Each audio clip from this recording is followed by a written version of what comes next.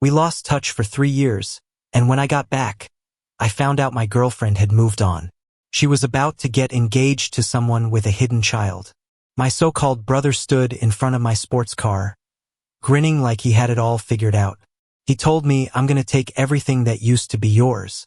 I laughed. 3 days later, his ring finger was broken. Later, in a bar crowded with people, Amy knelt at my feet, her face clouded, as I poured red wine over her head. I smiled, resting my chin on my hand, eyes full of affection and irony. "You've gotten so obedient now that I've lost interest." When I saw Eric after 3 years, he was completely different. No more messy hair or shy demeanor. He stood tall and straight. Money seemed to have changed him into a second version of me. So, when he stretched out his arms to block my car now, I didn't just ignore him like before, driving to scare him off to the side. Instead, I stopped to hear his little speech about how well he was doing now. "I'm getting married," he said, "to Amy." I was taken aback, thinking of the Amy from 3 years ago. She used to say she was too busy with her career to think about a future with me. Eric noticed my surprise, smiled smugly, and leaned into the car window to say, "Besides her, I'm going to take everything that belongs to you, big brother." "Oh, really?" I looked into those naive eyes, and the bit of bitterness faded. I actually felt amused. "You sure about that?"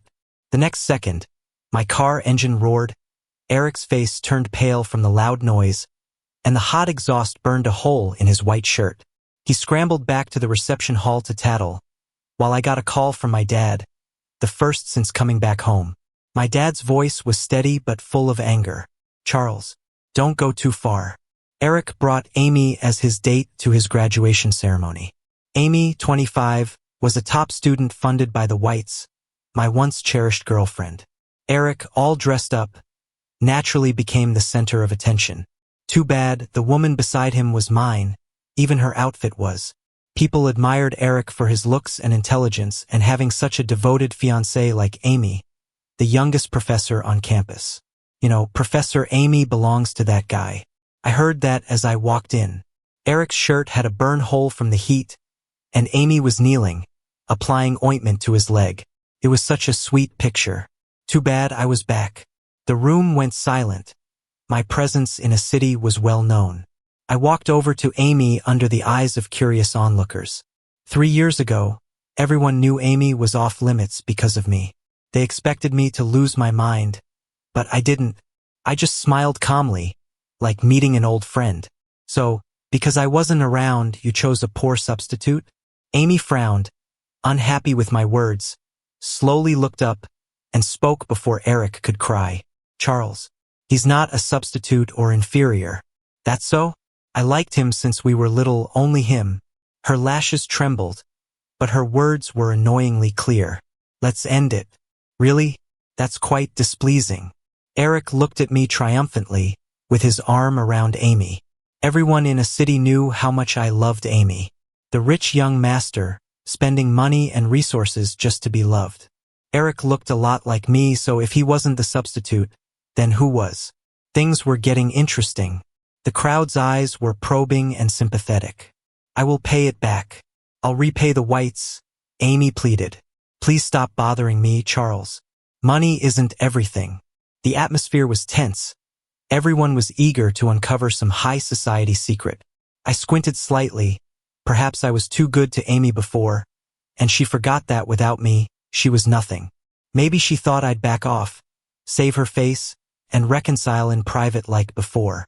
She loved her reputation. I used to be a fool for it. Even now, as she spoke harshly, her expression remained calm. I broke the promise first. "I'm willing to compensate." I agreed quickly. Eric was even surprised, as he didn't expect me to really let go. I turned to face the crowd, with my arrogant demeanor unchanged. "From today on, the Whites will cut all ties with Amy. Take back all research resources and monetary support at a university. I grant you this. Meanwhile, the Whites will support new partners. It's a requirement for collaboration to slap Amy 3 times. Are you crazy? No one would do that." Amy lowered her head, her emotions hidden, but Eric was the first to lose it. Mom wanted the illegitimate child foolish and innocent. He thought capturing Amy's heart meant something. But things didn't go as he planned. The girls hesitated, yet the boys were eager to try. She broke her promise first, so she must face the consequences. At this point, I was done playing and ready to let her go. As soon as I said I'm done playing, Amy finally showed a look of disbelief. Eric couldn't believe I would give up Amy after all the effort it took to win her over. But this was only the beginning. Count to 3. I'll do it. Up came a girl, typical striking features, her charming eyes full of wickedness and passion. It was Kathy, an underappreciated heir of K-Group. Casually, she bowed to Amy with mock sincerity. Sorry, but I really can't try any harder. I'm saddened to hit you, but you wasted such a good chance. What was your goal? She apologized, but instead of a slap, she used her fists. Her face full of regret seemed close to tears, yet her punches were merciless. Her action created a wave of reactions, eager participants flooding in. Just 3 slaps could lead to a life of wealth. Pleasing me brought great benefits. Amy was proof. An orphan girl became a city's most famed professor. She thought her success was due to her talent, yet without me, she was nothing. Amy, gritting her teeth, questioned me. You promised. Let me go. I nodded with a smile. That night, Amy was slapped into fainting and ended up in the hospital. When I got Frank's second call, I was having breakfast. Kathy, unlike Amy, knew the drill. She sat quietly on the couch, not saying a word. She propped her chin up with her hand, a college math practice sheet resting on her lap. My biological father's yelling was deafening, just reminding me to watch my step and saying Eric was my real brother. I was getting annoyed. My rival's daughter was here, and Frank's call was embarrassing. So, I just tapped the table lightly and gave him a gentle reminder. My mom's ashes will be returning home. As expected, I hit a nerve. Frank hung up the next second. Kathy glanced up at me with a half smile.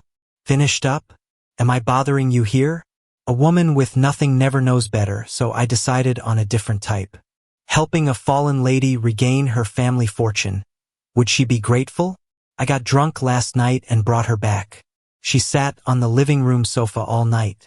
In the morning, she was in high spirits and smiled at me, saying, "Hello." I just showered, wrapped in a robe when I went over and had Kathy sit on my lap, tipping her chin up. This isn't a labor contract. It's a sugar contract. You catch my drift? She casually laughed but knew better, wrapping her arms around my neck. Got it.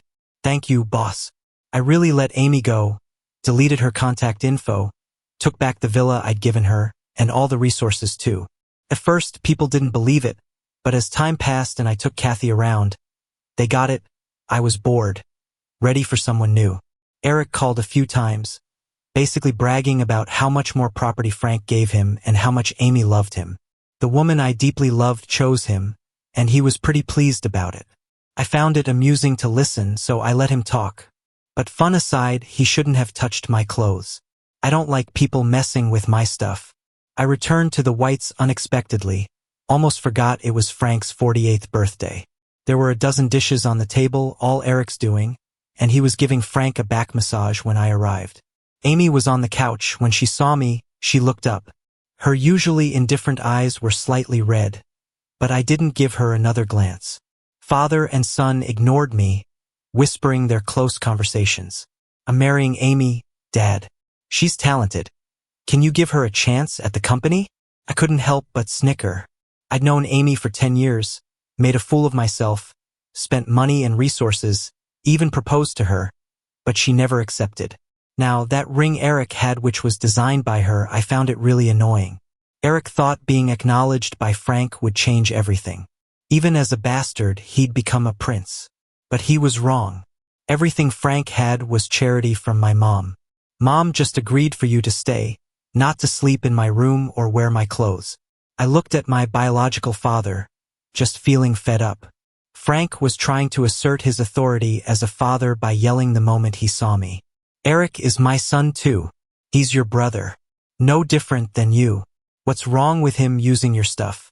Upstart husbands all climb the social ladder this way. Eric's confidence was fed by Frank step by step. I didn't feel like dealing with it, just waved my hand behind me. Replace all my room's clothes with new ones. Deduct the losses from Frank's shares. The butler ignored Frank's clapping and cursing, called the servants to action. The 4 people in the room had different expressions. Eric and Amy watched nervously, observing Frank's ashen face.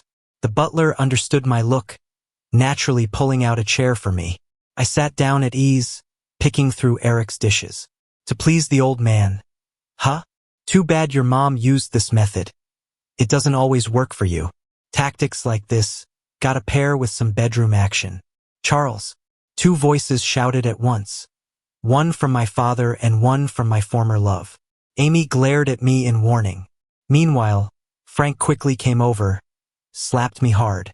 The smack was loud, and my mouth bled. My face turned to the side. My mom gave it all to me, but with one condition.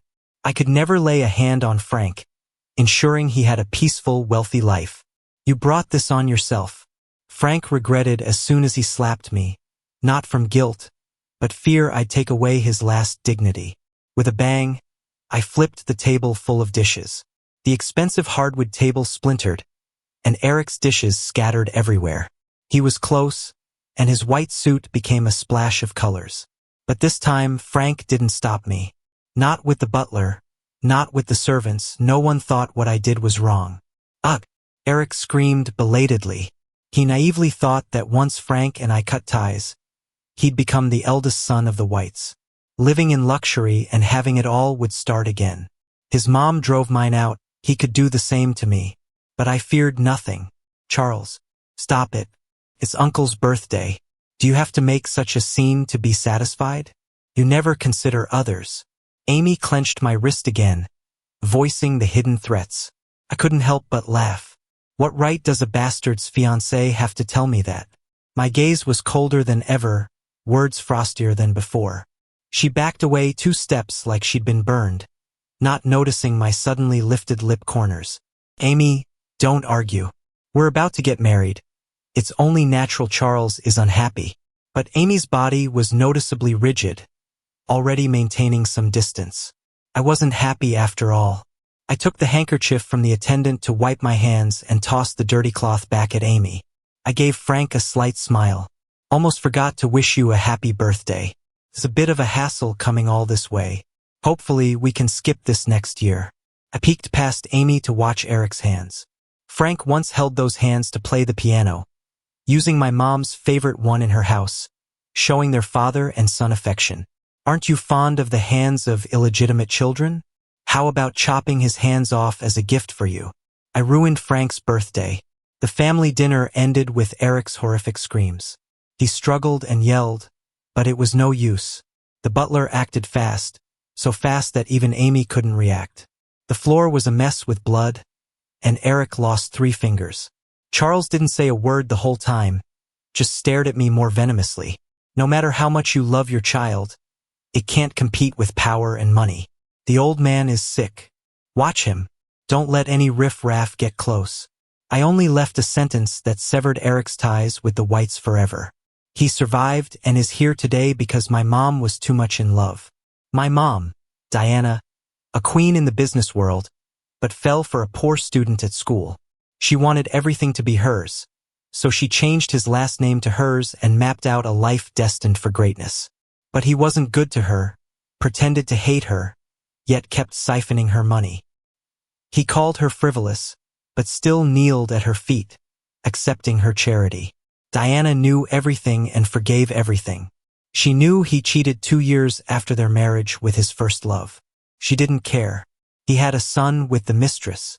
She didn't care. She really didn't.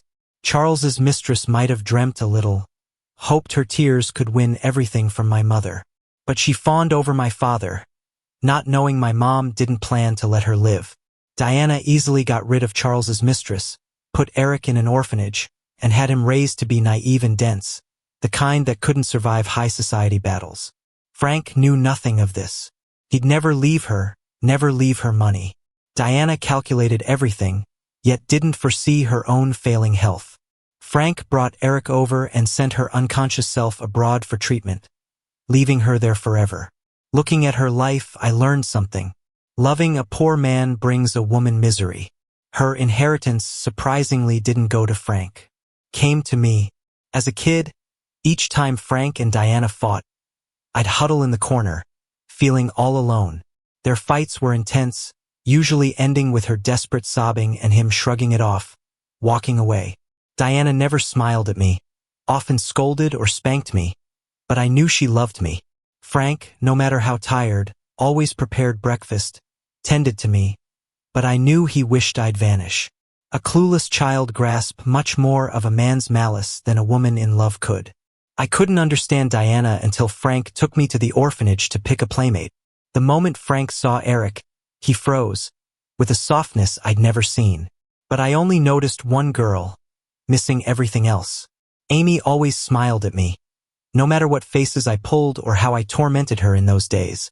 She showed me around the orphanage, introduced me to everyone, accommodated me in every game we played.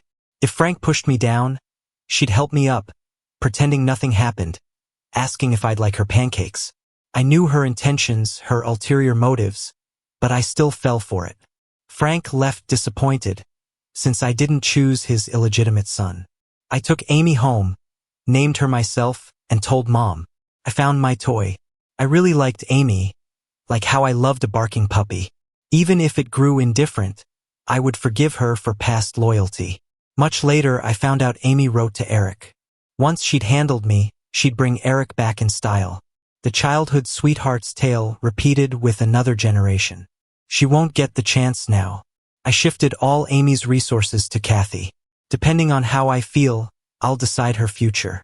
I can reclaim her family assets or train her to be a renowned scholar, maybe make her a famous actress. I have the money and power, and in City A, I can make anything happen if I want. So, just the same, if I hinted Amy was just a toy I discarded, she'd never have a place in City A. Many left me signals, saying they rejected Amy's resume, simply to make a good impression on me, or to earn a chance to have dinner together. Of course, I'd say yes. I have no reason to decline.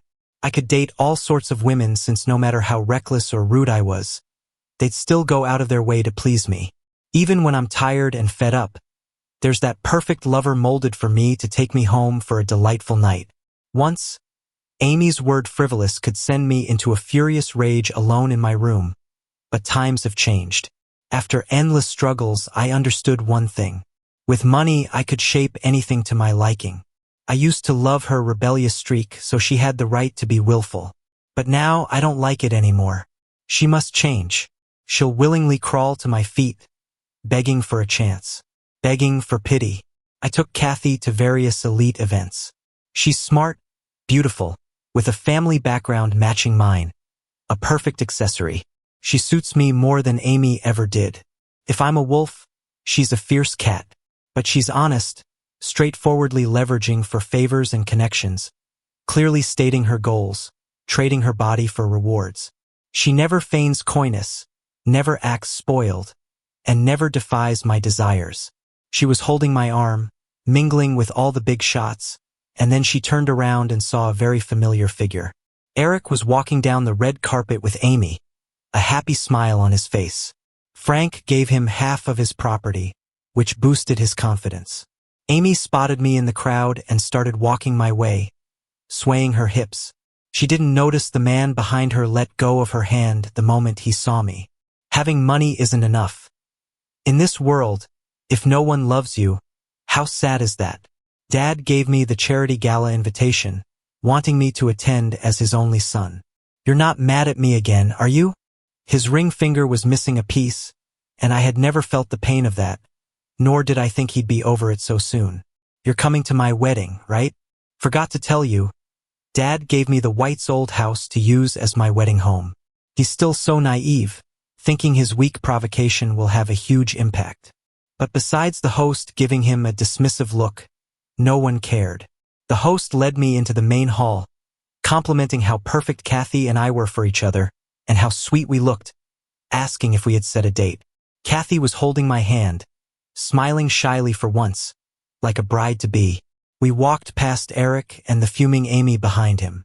Amy, who was always in the spotlight, was being ignored for the first time. She turned invisible. No former apprentices greeted her, and those who used to flatter her vanished. No one can handle such a fall from grace. I could ignore Eric, but Eric couldn't handle it.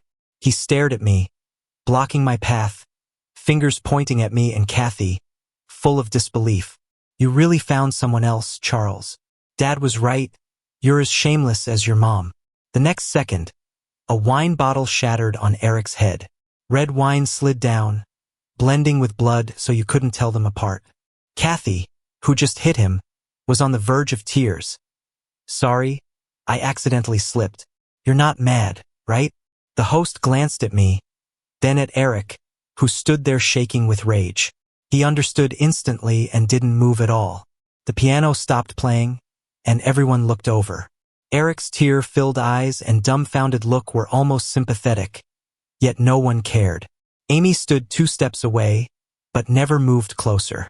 Eric was once again the center of attention, stealing what belongs to Dad, going against him, hurting siblings and others. Charles, do people know your true nature? He spoke loudly, his clenched right fist bleeding from the pressure. But the hall was silent enough to hear the ticking of the clock. Everyone was curious about Eric's fate rather than my true nature. Am I wrong? Why aren't you saying anything? Charles? Are you feeling guilty too? The moment he finished, a bucket of water poured down, cutting off his words, soaking him from head to toe. He blinked in disbelief and spat out dirty water. I traced the water back up to the balcony on the 2nd floor, where a woman in red held an empty bucket, laughing so hard she was bent double. Everyone behind her looked down with amusement. Charles, is the whites falling apart? In our family, illegitimate kids don't have the right to bark at their masters, someone laughed. I made a show of frowning. Is that so? What now? Can't air dirty laundry, but this is embarrassing. Mocking, disdainful eyes focused on Eric. Someone tried to grab my wrist, but Kathy stopped them, and Amy frowned at me. Charles, enough. Yes, enough. So I smiled apologetically at the host, signaled the bodyguard to drag Eric out. Eric screamed, yelled for help, but only got side-eye from the onlookers. Charles, let him go. Are you crazy? Amy struggled to pull me, but Kathy kicked her to the ground. How can Amy talk to him like that? He'd be so sad. The music in the hall returned to normal. Kathy's kick was harsh. Amy trembled for a while before managing to stand up. That was the last time I bothered to stoop and talk to Amy. You're getting dull. A dog without favor has no right to ask for a reward. Without Eric, Amy lost her last backing. No academic group wanted her. No prestigious school would take her. Her days of superiority ended. The once genius became obsolete. She tried sending calls to my estate, but I responded with my engagement invitation. I remembered Kathy's mysterious smile as she bent over to look at Amy on the floor before we left that day. Amy, don't blame Charles. Charles is so charming and rich. A little spoiled is okay. Thanks, Amy, for making him accept me. Her methods hardly matched her demeanor. After deciding to help her get her family's assets, we became allies. Kathy would use the whites' influence to regain her family's company. As compensation, I'd get 40% of the H Group's shares. The invitation reached Amy as I was playing poker at the nightclub, Kathy wrapped around my waist. Men and women mingling, the scent of fine alcohol in the air, colorful laughter here and there. Amy walked in, seeing me and Kathy nose to nose, sharing a single cotton candy. Despite losing a bite, the girl feigned grievance while smiling. Cheering erupted, making Amy's face grow greener. She finally learned, or maybe it was the first time she encountered such neglect without anyone reaching out to her. So she just stood there waiting for us to finish. Something up, MS. Amy? Kathy, leaning against me, tilted her head, smiling at her. Charles, I've regretted it. Smart. She didn't ask where I sent Eric or dare foolishly demand I keep distance from other women. Today, she seemed to understand her position and acted accordingly. but seeing her reminded me of her old sweetheart, Eric, whom I dumped in Mauritius, Africa. No identity, no means, alone and broke. Before he left, he howled. Where on earth are you sending me? US? Australia? Dad won't spare you. You dare do this to me? You're finished. Back then, he was pinned to the ground, but still hoped Frank would come to his rescue. I looked at his twisted face and suddenly laughed. You're nothing like your mom. Eric's mom was gentle as a lamb. Even when my mom held her captive in a hidden room, she only wept quietly, softly begged for mercy. She was once my mom's closest friend but chose to betray her by sleeping with my dad, plotting to have him kill me and run off together. I don't have my mom's fierce ways, and Eric isn't as crafty as his mom. I wrecked his hands, and that was the last time I'd ever see him. Now, looking at Amy's subservient face, all I feel is boredom and pity for my dear brother. There's not an ounce of satisfaction from conquering her. What I fantasized about crumbled to dust. She didn't stubbornly curl up in a corner, live like a weed, or search for her missing lover, vowing to fight the bad guys to the end. I thought she was a wolf, so I wanted to train her to be my dog. But it turns out she's always been a cat, spoiled and never satisfied. She raised her head without confidence and lowered it reluctantly. I ignored her, so she gritted her teeth and knelt down before me. She said, I'm sorry, Charles. I was wrong. I've thought a lot these days. I really can't live without you. The wine swirling in my glass lost its flavor, so I gently tipped it over Amy's head. The droplets ran down her face, looking like tears. I once liked this, but now couldn't care less. Sure enough, the moment I lost interest in you, you became well-behaved. She looked up, eyes full of hope. But this time, I couldn't even muster a smile. But I'm getting married, Amy. I'm done playing. As the night deepened, I walked home with Kathy. Amy sat alone outside my building, her shoulders dusted with snow, coat held in her arms. Who knows how long she'd been waiting? It was the coat I gave her. I was a bit tipsy, a little tired. Thinking about how she made my games so dull, I felt a hint of resentment. Kathy had been a bit upset since Amy showed up tonight. She hadn't spoken since. Honestly, watching these two women down in the dumps didn't stir me at all. Amy had been cast aside long ago. I thought Kathy was the perfect partner, but it seems everyone gets wrapped up in emotions and can't stay professional and please their benefactors. I muttered to myself, and Kathy clung tighter to my hand. The woman who'd been scowling suddenly lit up with a bright smile. Did Amy get lost? How did she end up at our place? Oh my, you haven't changed out of those dirty clothes yet. Amy, you wouldn't still be mad at Charles, would you? It's not like he did it on purpose. You're the one who spoke out of turn. Are you here to ask Charles for compensation? Amy? But if I recall, all those clothes were bought with his money. I'm so jealous, Amy. He never buys me clothes, just gives me cash to buy my own. How long have you been waiting, Amy? There's a guest lounge down at the guard station. If you catch a cold, Charles will feel bad. Kathy finally spoke, her usual gentle veneer stripped away. Her sickly sweet words and sarcastic tone, mixed with her clear voice and rolling eyes, were oddly entertaining. Amy couldn't manage a word. I, however, let out a chuckle first. Amy, you're amazing. You make Charles light up with joy the instant he sees you. Can't imagine how excited he'd be if Amy truly loved him. But too bad, Amy only loves his money. Or maybe even his poor imitation. Oh dear, Amy, you're really awful. Always making Charles angry. You've been here so long, Amy, why aren't you in your coat? Not frozen stiff, I hope? You wouldn't want to be a burden to Charles, would you? What about your grandma? Amy's plan to win sympathy, crafted over a sleepless night, was successfully ruined by Kathy's little essay. She always thought Kathy was just a tool I used to annoy her. It wasn't until tonight she acknowledged her existence. I didn't look her way, offer comfort, or shed tears of regret. I was laughing the whole time, looking at Kathy, laughing so hard I almost fainted. I didn't even realize I needed someone to escort me back inside. After I had my fill of laughter, I lazily slumped on the couch. Kathy, what is it? Just tell me, she said, the smile at her lips freezing. We'll revert to a normal working relationship once you regain your inheritance. The previous agreement is void. I was always just interested in her background, to pry the last shares from Eric's hands. Now it's a clean break, a friendship of sorts. Feeling light-hearted, I tidied my clothes and headed to the bedroom. The snow from earlier was heavy, and it soaked through my inner shirt, chilling me a bit. But suddenly, slender arms wrapped around my waist. Her warm body pressed against my back. Kathy's voice was laced with a sob. Why? Am I not pretty enough or obedient enough? Why look for someone else? I'm younger than Amy, wealthier too. In every way better, so why do you only like her? You promised to marry me. I gave you all my assets. Don't abandon me, please. Her tears soaked through my shirt.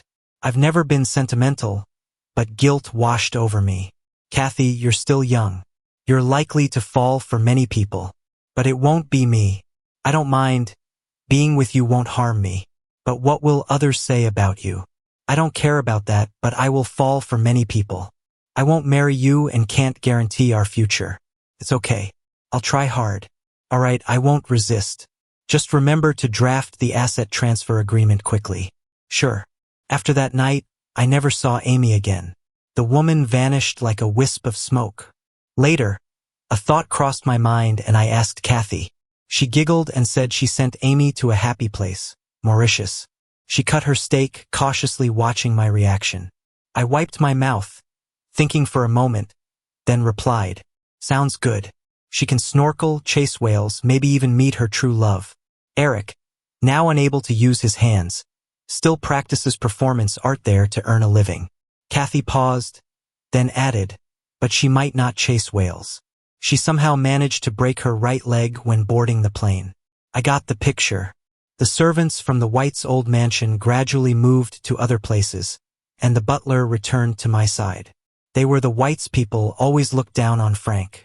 Frank threw a fit when the last shares were transferred, but it didn't help. I'm not my mom. Letting him live was generous enough. After that birthday, I never saw him again. He had money and someone to care for him. I kindly told him Frank's fate. Upon hearing, he trashed his living room in a rage, swearing and finally crying. He called me a bastard, saying if my mom were alive, he wouldn't face this end. I once suspected him of harming my mom, but learned it wasn't true. My mom died of stomach cancer. Not wanting Frank to see her frail from chemo, she left the country to die alone. Said it was her karma for hurting many. A month after Eric left, my mom's ashes were sent to Frank. The old man had a stroke and landed in the hospital. I didn't care. The past generation's love and hate don't concern me. I'm not my mom. I don't believe in karma, nor will I be blinded by love. I'll live loudly and wildly forever. I might grow old with someone or die a thrilling death on a racetrack. Who knows?